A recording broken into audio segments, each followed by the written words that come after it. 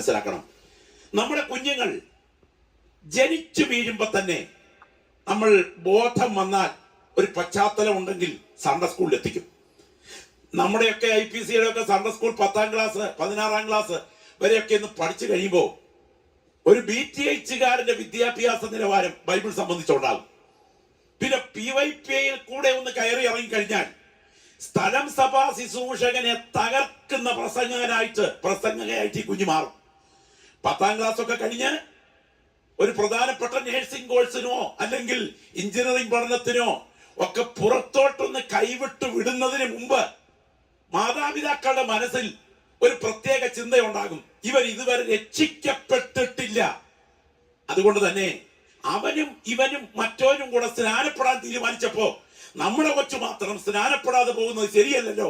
അതുകൊണ്ട് പെടടാ എടാ പെടടാ എടാ പെടടാ എടാ പെടടാ എന്ന് പറഞ്ഞ് അമ്മയും അപ്പനും പുറകെ നടന്ന് പെടാൻ പറഞ്ഞുകൊണ്ടിരിക്കും.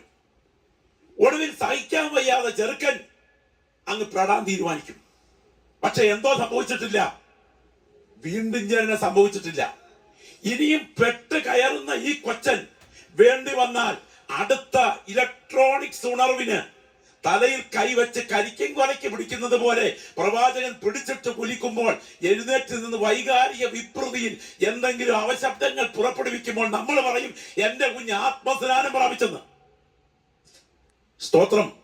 ഇനി ഇത് കഴിഞ്ഞ് ഗതികേടിന്റെ ഒറ്റത്തടിപ്പാലത്തെ കയറുമ്പോ ബൈബിൾ കോളേജിൽ പഠിച്ച് BDയും DDയും എടുത്ത് വേദശാസ്ത്ര പ്രസംഗകനായി രംഗത്ത് വന്നാലും വീണ്ടും ജനനമെന്ന പ്രക്രിയ ഇവന് നടക്കുന്നില്ലെങ്കിൽ ഇവൻ അവസാനം എത്തുന്നത് എരിയുന്ന നരകത്തിലായിരിക്കും. ഇതിന്റെ ഗൗരവം തിരിച്ചറിയുന്ന എത്ര ദൈവമക്കൾ ഇന്ന് രാത്രി ഇവിടെയുണ്ട്. ഞാൻ ഏറെ സ്നേഹിക്കുന്ന ഒരു ദൈവദാസനാണ് പാസ്റ്റർ റെജി ശാസ്താംകോട്ട. കോട്ടയം മുനിസിപ്പൽ സ്റ്റേഡിയത്തിൽ ഒരിക്കൽ പ്രസംഗിച്ചുകൊണ്ടിരിക്കുമ്പോൾ അവിടെയുള്ള ബൈബിൾ കോളേജിൽ പഠിക്കുന്ന വേദവിദ്യാർത്ഥിയായ അദ്ദേഹം എന്റെ മുൻപിൽ ദൈവസന്നിധിയിൽ വീണ്ടും ജനിക്കാൻ തീരുമാനമെടുത്ത രംഗം ഓർക്കുന്നു.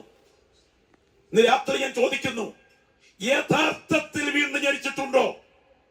അഗ്നിസർപ്പത്തിന്റെ ദംശനമേറ്റ് വീണ് പിടയ്ക്കുന്ന ഒരു യഹൂദൻ അവന്റെ മുറിവിൽ തപ്പിപ്പിടിച്ചുകൊണ്ട് അവന്റെ തളർന്ന കണ്ണുകൾ ഉയർത്തി ആ പിച്ചള സർപ്പത്തിലേക്ക് നോക്കുമ്പോൾ ആ നോട്ടത്തിലൂടെ വ്യാപരിക്കുന്ന ദൈവശക്തി അവന്റെ സിരകളിൽ വ്യാപരിച്ച് അവൻ രോഗശാന്തി പ്രാപിച്ച് എഴുന്നേൽക്കുന്നത് സത്യമാണെങ്കിൽ ഇന്നേക്ക് 2000 കൊല്ലങ്ങൾക്ക് പുറകിൽ കാൽവറിയിൽ യാഗമായി ദൈവപുത്രനിലേക്ക് പാപത്തിന്റെ വിഷശക്തി വ്യാപരിക്കുന്ന മനുഷ്യ, നീ കണ്ണുയർത്തി നോക്കുമ്പോൾ നിന്റെ അകത്ത് നടക്കുന്ന ഒരു ജനന പ്രക്രിയയുണ്ട്.